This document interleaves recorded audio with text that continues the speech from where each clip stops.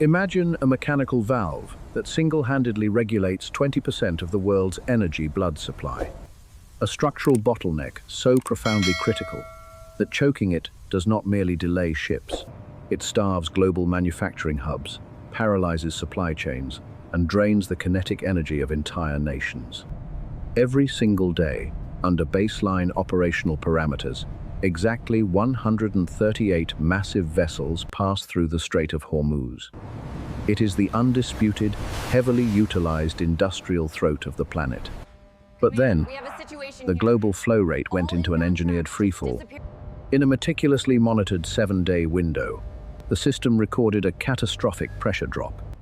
Only 16 transit cycles with active tracking beacons were permitted to complete their route. And sitting right in the center of this maritime choke point is a new kind of control mechanism.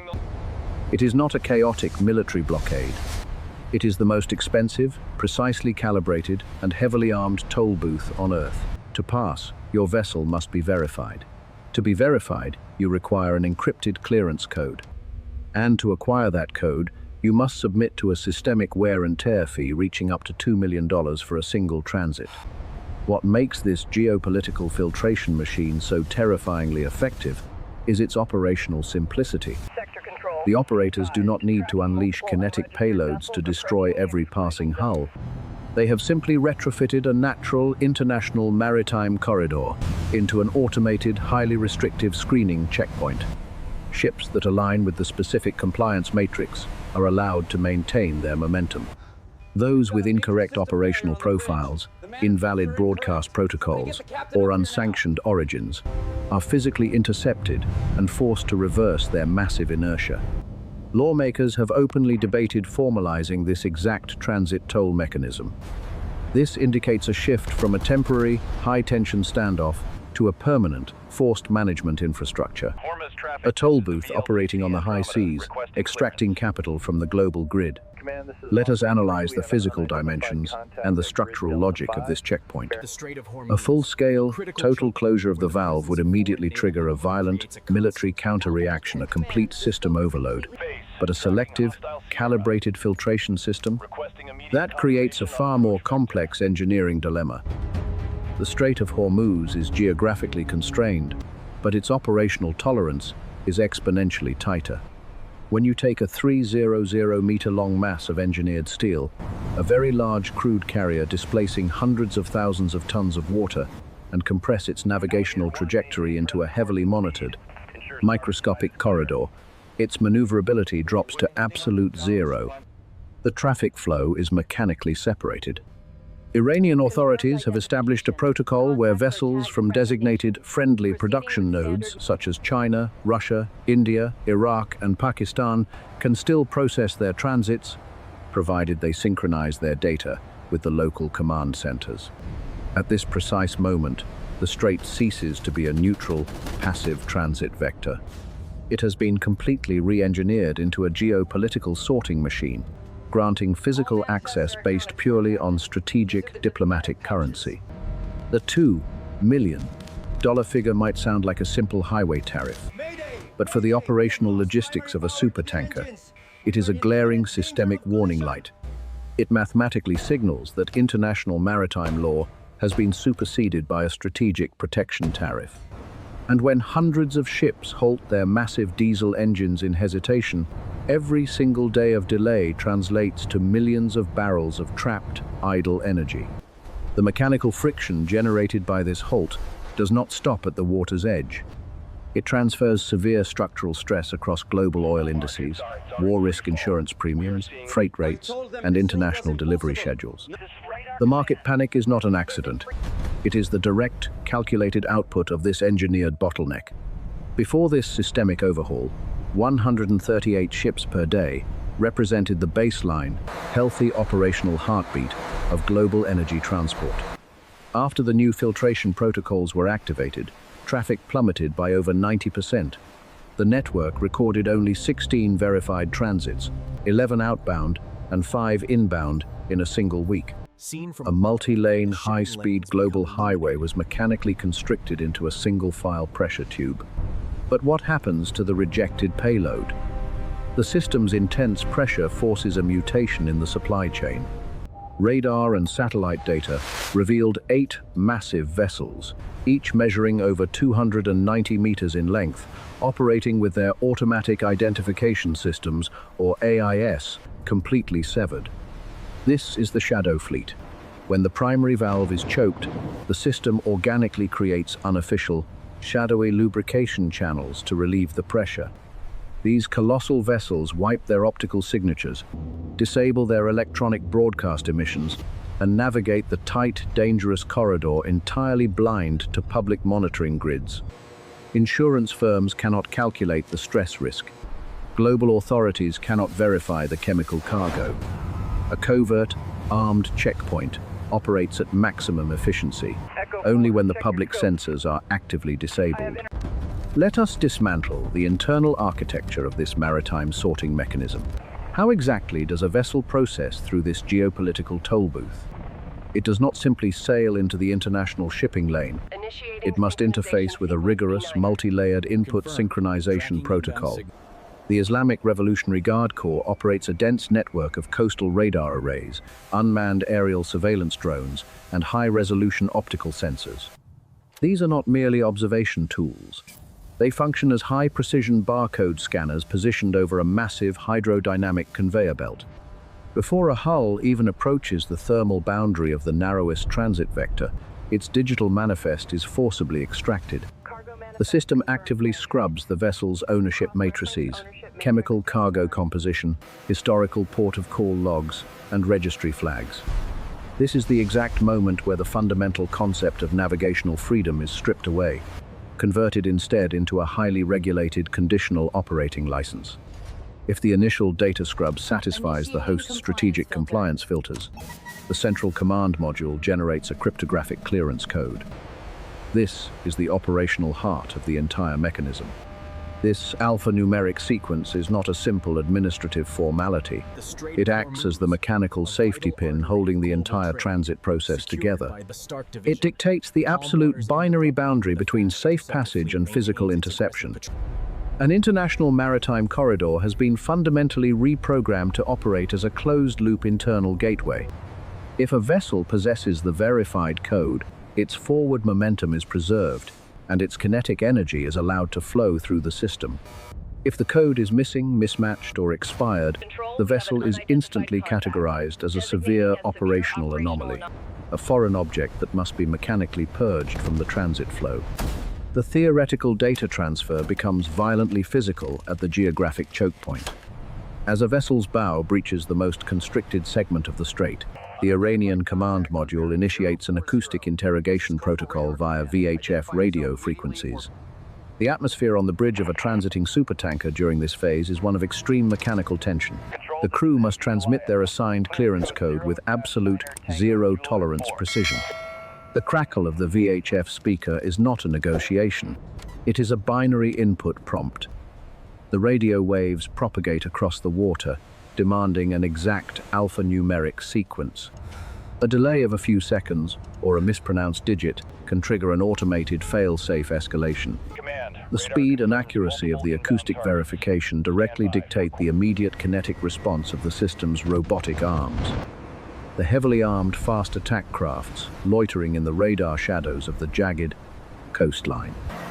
These interceptors idle with their high-performance engines running hot, their thermal signatures glowing bright against the dark water, calibrated to convert potential energy into kinetic interception at a moment's notice.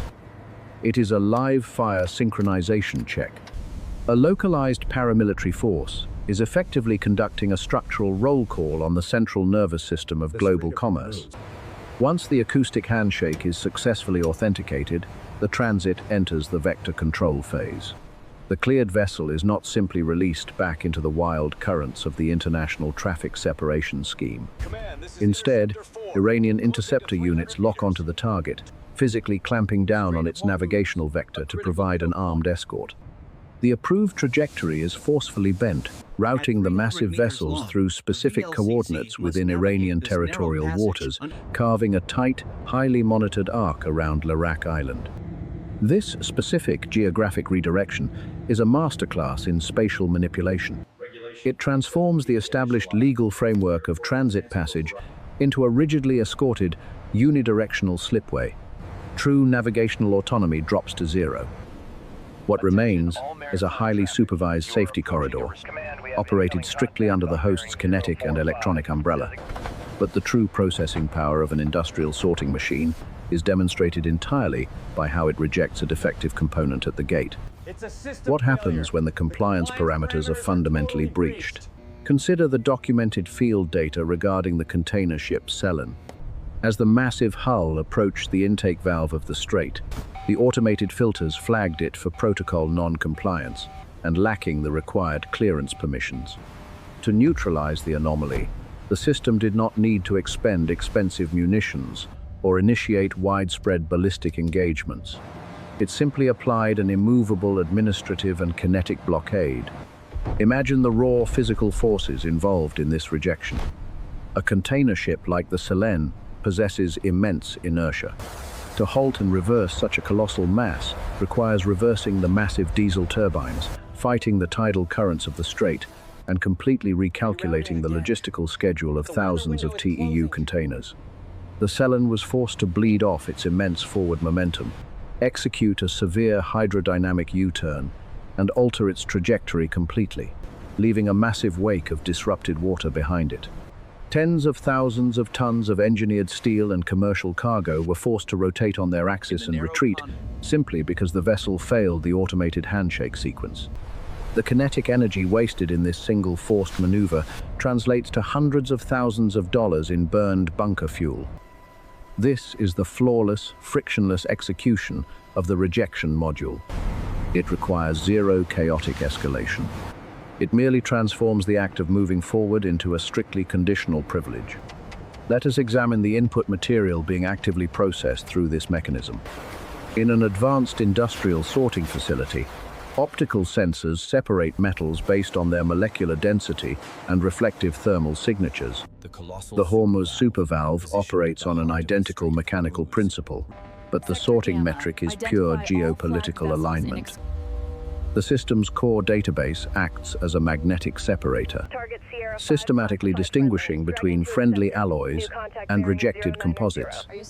Live intelligence data feeds indicate that hulls originating from or contracted by nations tightly aligned with the operator's strategic axis, such as China, Russia, India, and Pakistan, are processed with high-priority clearance parameters. Their transit vectors are lubricated, and the mechanical resistance of the strait is artificially lowered. Conversely, any vessel carrying the digital registry or cargo signature of the United States, Israel, or allied Western supply chains encounters maximum systemic friction. They are the defective raw materials, explicitly programmed to be blocked by the physical filters. The Strait of Hormuz is no longer just processing fluid dynamics. It is actively filtering global alliances, proving that natural infrastructure can be weaponized into a highly selective, semi-permeable membrane. But what happens to the broader macro infrastructure when you forcefully compress such a massive, continuous volume of global trade? The destruction is not localized to the Gulf. The mechanical stress propagates outwards, fracturing the entire planetary supply chain. Think of the global logistics network as a complex system of interconnected hydraulic lines. When you restrict the main output valve at Hormuz, the back pressure spikes violently across the globe. We can measure this systemic damage in absolute, quantifiable numbers. War risk insurance premiums do not just rise, they act as severe thermal friction, burning through operational capital and heating up the logistical cost of every single barrel of crude oil. The cycle time delay, the critical metric tracking a vessel from its loading terminal to its final discharge port, fractures under the immense strain. Colossal ships are forced into prolonged idling patterns, burning heavy marine fuel simply to hold their geographic position in the water, generating immense heat, massive financial burn rates, and zero forward progress. This is the true textbook definition of supply chain fatigue. The operator does not need to extract the $2 million toll from every single vessel to achieve their ultimate objective. The sheer structural threat of the toll booth generates enough systemic friction to fundamentally distort the global energy index. However, every engineered structure in existence possesses an absolute physical limit. This is the critical threshold of material fatigue. The Iranian hybrid control framework can restrict the flow, but it cannot seal the valve infinitely without triggering a catastrophic system rupture. The International Maritime Network, heavily regulated by organizations like the IMO, operates on the foundational principle of uninterrupted, high-volume fluid dynamics. If this artificial bottleneck is maintained past the global economy's tensile limit, the pressure differential will inevitably trigger an external mechanical intervention. The world's major energy importers, alongside multinational naval coalitions, will not passively watch their vital supply chains suffocate. If the automated toll booth refuses to lift the physical barrier, the global system will be forced to apply overwhelming kinetic force to physically dismantle the gate. The most dangerous phase, however, is the period of systemic mutation right before that rupture occurs. When excessive pressure is applied to a fluid network for too long, the fluid organically finds alternative, unnatural pathways to relieve the stress. We are already observing this structural deformation in real time. Hulls are scrubbing their registries. Maritime corporations are constructing complex shell company buffers to absorb the impact, and the entire logistics matrix is sinking into the gray zone of the shadow fleet. The operational anomaly is normalizing. If this toll booth mechanism is officially codified into maritime practice by lawmakers, the baseline operational standard of global trade will permanently deform. The fundamental mechanical cost of maintaining freedom of navigation will skyrocket, leaving a permanent, deep structural scar on the architecture of the global economy. This brings us to the ultimate strategic payoff. The Hormuz crisis perfectly illustrates the terrifying cold efficiency of hybrid control systems. You do not need to command the entire global energy market to dominate it. You simply need to engineer an immovable, heavily fortified physical presence at its absolute narrowest choke point. By seamlessly merging military hardware with bureaucratic screening protocols, Iran has transformed a geographical accident into a precisely calibrated instrument of power. They control the flow rate, they control the friction, and they dictate the exact price of forward momentum. It is a terrifying masterpiece of geopolitical engineering. If you want to understand the exact mechanical parameters of how a 2-2 nation naval coalition plans to forcefully dismantle this toll booth and violently reopen the global supply lines, make sure to subscribe to Hormuz Decoded. We dismantle the hidden mechanics of global power, one blueprint at a time.